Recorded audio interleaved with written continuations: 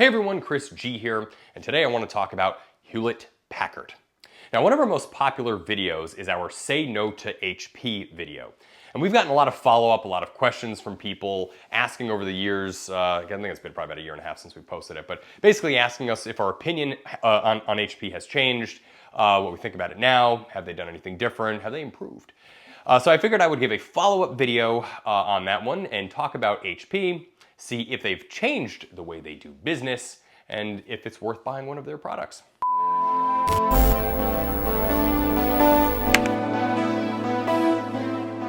The bottom line is that Hewlett-Packard still makes terrible products with bad quality control, bad customer service, bad post-purchase, warranty support, and post-warranty support. Basically, all is to say that if you buy an HP, there's really nothing good about it. Now, some points that I covered in the original video were not just the lack of quality control, but also lack of innovation. And frankly, to this day, I still feel like HP doesn't innovate. I mean, when was the last time you saw an HP computer or printer for that matter that was better or more unique than the competition in any way? Now, let's talk about their laptops, for example.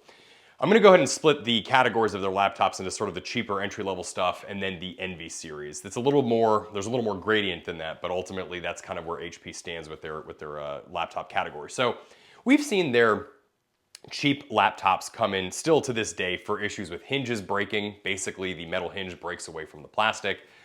We've also had issues with motherboards going bad hard drives. And then you take the more expensive, more premium Envy series, and you still have problems with motherboards failing, LCDs failing, and then if you accidentally crack an LCD, you wouldn't even be able to get one under accidental protection, much less in warranty support if the LCD screen fails. For example, we had a customer that brought in an HP Envy. Screen had failed for one reason or another, and we attempted to get a screen from Hewlett-Packard, still under warranty by the way. They didn't have them, so the customer had to wait a month before they got their laptop back, subsequently to get the part in stock and then get their laptop back. HP at the very least should have offered the customer a new, even a refurbished, just a replacement computer, but they didn't. They left this person without what was probably about a $1,500 computer without it for an entire month. And that's unacceptable. And on top of that, there's still some bizarre issues where HP they'll take basically like one model number, but then like 100 different designation numbers underneath that. So like, let's take, for example, you have like the HP Envy X1.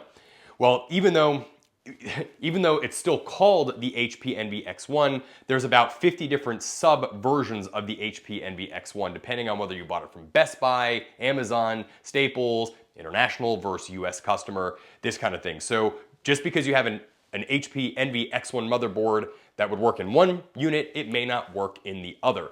And that becomes tedious and annoying when you're trying to fix them, repair them, or get any kind of aftermarket support for them. It basically makes it impossible. And if their laptops weren't bad enough, then let's take their printers. It used to be in the day of yore that every business on earth had an HP LaserJet printer. And the reason why was because they were workhorses, they were bulletproof, they were cheap to maintain, and toner was easy to come by.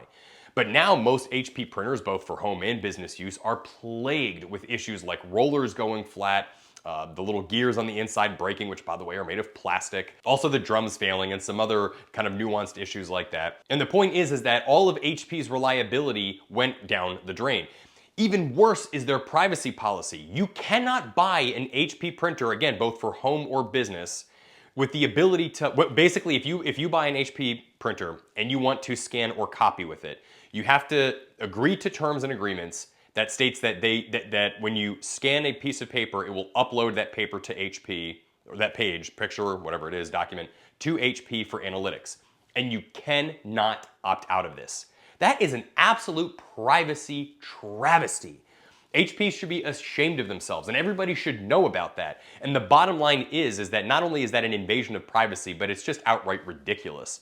So for that reason alone, I would never recommend an HP printer, much less all of the quality control problems and, again, even warranty support problems with HP. I will give Hewlett-Packard one thing when it comes to their printers, and that is that generally speaking, if you have a problem with one of their business class machines, HP is fairly quick to send either replacement rollers or like even a replacement machine.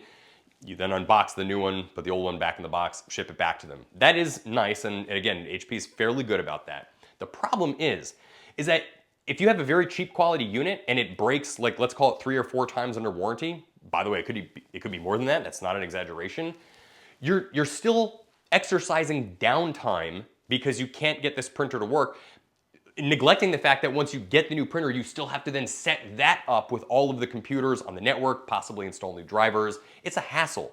So even if they do replace this thing under warranty, who wants to be without the printer or go through all of the hassle to get the replacement unit?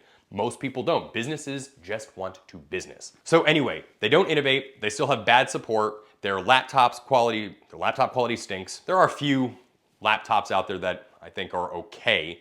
But have you ever walked into like a store and wondered why the HP spec for spec, like comparing it to a Dell or Lenovo, is always like $200 cheaper than its competition? And the answer is they're not nice. They're not just giving these laptops away for a good price. They're cutting corners somewhere.